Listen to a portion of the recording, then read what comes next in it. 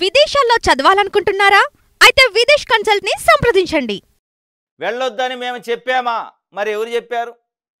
వెళ్ళొద్దని మేము చెప్పామా అని ఆంధ్రజ్యోతి పత్రిక చంద్రబాబు నాయుడు గారు అన్నట్టుగా వార్త రాసింది క్వశ్చన్ మార్క్ వేస్తూ. వెళ్ళొద్దని మీరు చెప్పారు కాబట్టే కదా, డైరెక్ట్ చెప్పరు, ఇండైరెక్ట్ చెప్తారు. జనాగ్రహం ఉంటుంది, అక్కడ ఏదన్నా లా అండ్ ఆర్డర్ ఇష్యూ వస్తే మీదే బాధ్యత. ఆంధ్రజ్యోతి పత్రిక జనాగ్రహం వ్యక్తం చేస్తారు, ఎక్కడెక్కడికి బగ్గున అంటున్నారు, ఆయన పైన దాడి చేసే అవకాశం కూడా ఉంది, అవసరం అయితే హిందూ సంఘాలు అని చెప్తారు, రాస్తారు వార్త.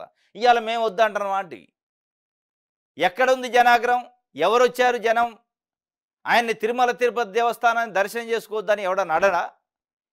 ఏ హిందూ సంఘాలు కానీ హిందువులు కానీ జనాగ్రహం వ్యక్తం చేయలే.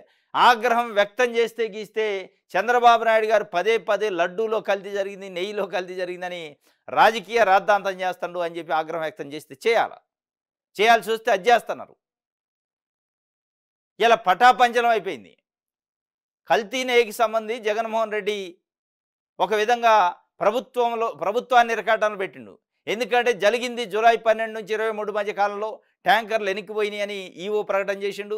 దీనిపైన ప్రధానమంత్రి నరేంద్ర మోడీకి జగన్మోహన్ రెడ్డి గారు ఒక లేఖ రాశారు, సమగ్ర విచారణ జరిపించండి సుప్రీంకోర్టు జడ్జితోనని.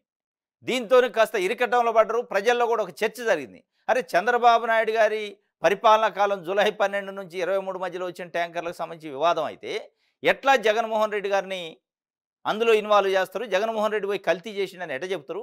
అసలు దీనికి బేస్ ఏంది, లాజిక్ ఉందా అని చెప్పి ప్రజల్లో ఒక రకంగా హిందువులలో, హిందూ మత సంఘాలు, హిందువులు విశ్వాసించే హిందూ మతాన్ని, తిరుమల తిరుపతి వెంకటేశ్వర స్వామిని విశ్వాసం కొలిచే హిందువులు కూడా ఒక రకంగా వాళ్ళకు వాళ్ళు అంతర్మంతర ప్రశ్న వేసుకుంటున్నారు.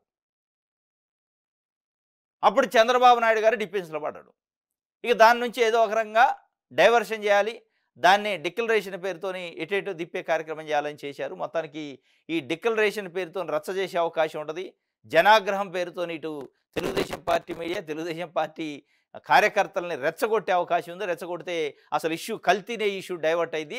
అసలు ఈ కల్తీనే ఎక్కడ పుట్టింది, కల్తీనే ఎక్కడ జరిగింది, దీని విషయం ఏందో బయటపడేదాకా దర్శనం చేసుకోనని ఒక స్ట్రాటజికల్గా ఆయన ఆగిండు. ఎందుకంటే ఈరోజు దర్శనానికి పోతే ఏదో ఇష్యూ చేస్తారు, ఏదో ధర్నాలు చేస్తారు, ఇష్యూ వేరేకి వెళ్ళిపోద్ది. కాబట్టి ఆగిన అని జగన్మోహన్ రెడ్డి చెబుతున్న పరిస్థితి. తాను సీఎంగా ఉండగా డిక్లరేషన్ అడగలేదని జగన్ వాదించేది సరికాదు. నువ్వు ముఖ్యమంత్రి పదవిలో ఉన్నావు కాబట్టి అడగలేదు. బయట ఎక్కడి నుంచో నువ్వు తెచ్చిపెట్టిన అధికారి అక్కడ ఉన్నాడు కాబట్టి ఆ రోజు నిన్ను అడగలేదు. ఈ వ్యక్తి కొలంబియా ఎస్కోబార్ వంటి వాడని గతంలో నేను చెప్పాను.